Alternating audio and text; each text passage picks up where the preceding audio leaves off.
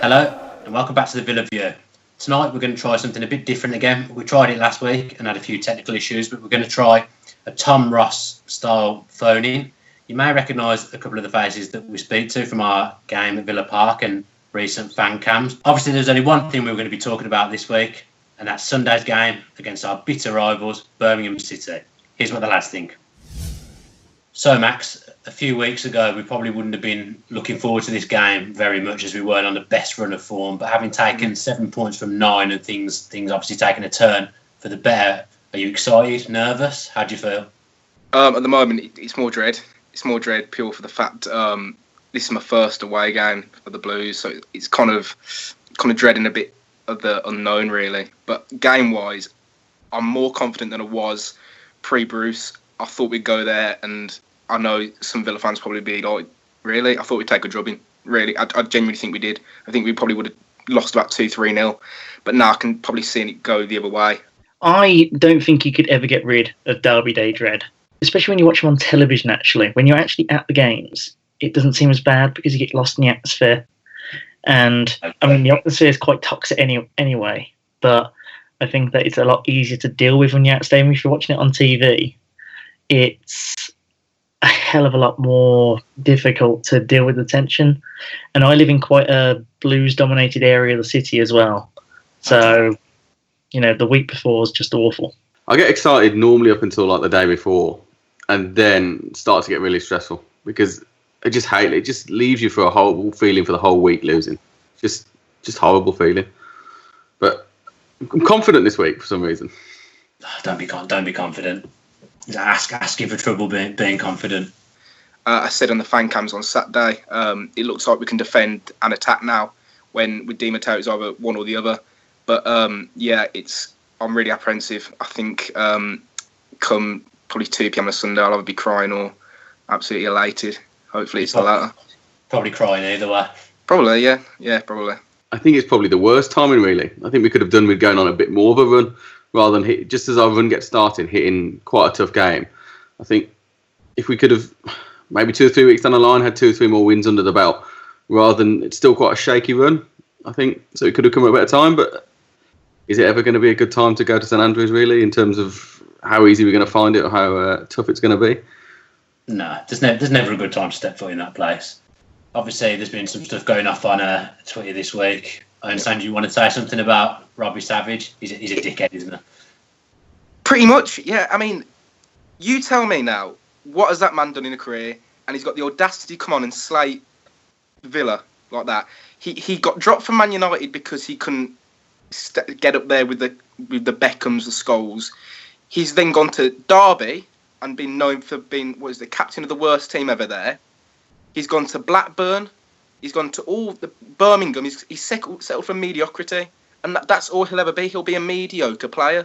I mean, let's be honest. He got nutted by a bloke who's selling homes at midday on BBC Two. Now, what does it say about his career? That says it all. Fair enough. When he was playing them, Villa weren't great in derbies, but how he's got the nerve to go and do that? I mean, he's a wind-up merchant. That's all he's ever been in his career. He's not known for being a great passer of the ball, great finisher. He's a mediocre player, and he's a wind-up merchant. Obviously, Bruce has tweaked the system a bit. He's kind of stumbled on what may look like our best team. Now people like Bacuna and Gardner being in midfield now. Would you change anything for the derby, or would you be looking to keep it the same? I'd say that drop Gardner back onto the bench, but everybody else that was in that team, good to go, I think. So you keep Gusted in, who I probably wouldn't. Ooh, sorry, forgot about Gusted. But he actually got a good record against Blues. He's got a very good record against Birmingham. He's got a good record in a system that works with him. I don't think we work the same as which we have for the last five or so years, where we had Benteke, so you put it into Benteke for the head.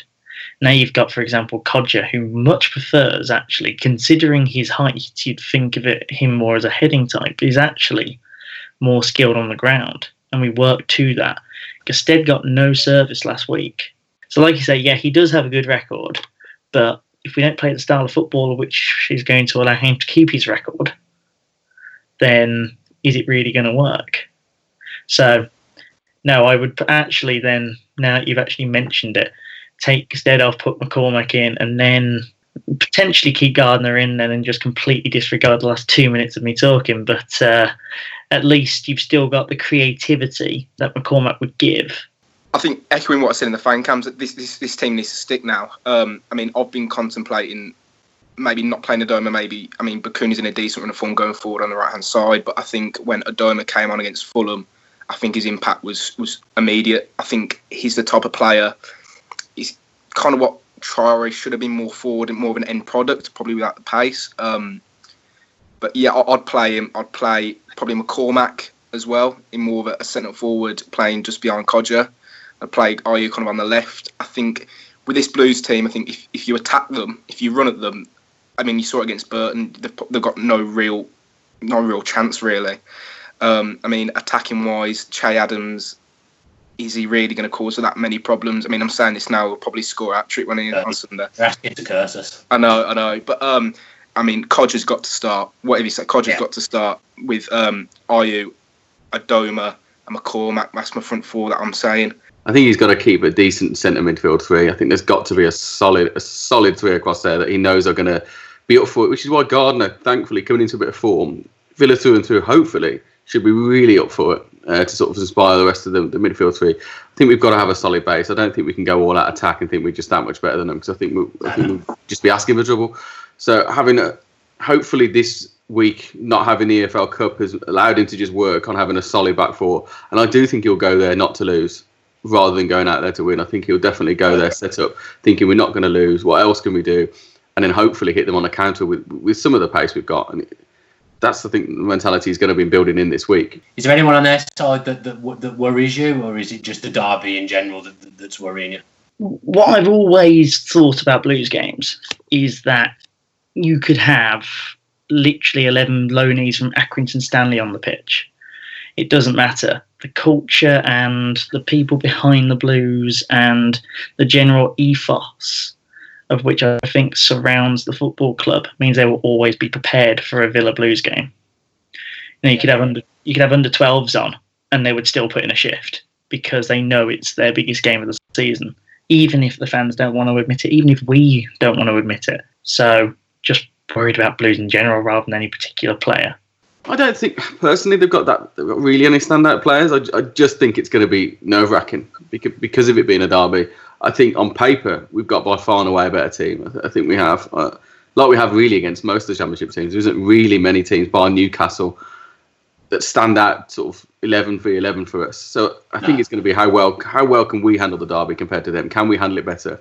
And Bruce has got experience in a derby. I mean, he's managed in a derby all right for the other side, but he has managed in a derby. He knows what the atmosphere is going to be like. Hopefully that should weigh in our favour because he'll know the sort of the setup of the routine that Blues will have and all the rest of it. So hopefully his experience for us will be useful. If you had to stick your neck on the line and make a prediction, what would it be? Although it's a bit out of order me asking everyone else to do this when I'm not doing it myself.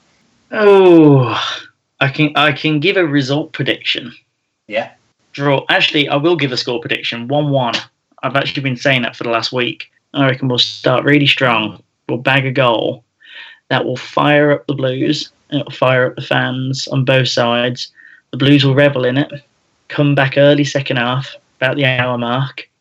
Both teams will set up shop for the draw. I think Blues will score. I don't think we'll keep a clean sheet. No. I'd like to think 2-1. I think it'll be that close. I can't see us not conceding. I think the nerves at the back will be too much, and I think we will concede because of that. But we have got more firepower. We have got some. Now he's not playing, like you said, as many attacking players. We've got some people off the bench who can come on and inject a bit of pace and a bit of quality, which I think is a better scenario. Rather than if you looked at Di Matteo, the bench always looked sort of lacklustre, and you think, well, if the starting 11 doesn't do a job, our bench hasn't really got anything exciting on there. So 2-1, Villa. Heart says 3-0. That's what my heart says. My head realistically says 1-0. Probably some like a Codger one-on-one finish, something like that. I mean, my heart wants to go there and absolutely slaughter them, but my head says it will be a tight game. Yeah. That's that for this week. Remember, please do let us know below if you like this kind of idea. If you don't like it, then again, let us know because we're trying to make content that you, all Villa fans, enjoy. So we need to hear what you think. If you did like it, don't forget to give it a big old thumbs up. And if you didn't like it, just step away from your computer, do nothing. Remember to also leave some other comments below. Do you think Villa are going to do it on Sunday? Are you feeling confident? Or are you like me, extremely nervous? Remember also hit that subscribe button. The more subscribers we get, the more we can grow and the better service we can offer you of the Villa. You may recognise a couple of the faces that we speak to from our game at Villa Park and recent fan cams, but obviously we want to hear what the Villa fans have to say about, I don't know what I'm going on about here. Obviously there's only one thing to talk about this week. Sunday's massive derby day. We're going to St Andrews, we're playing Birmingham. What the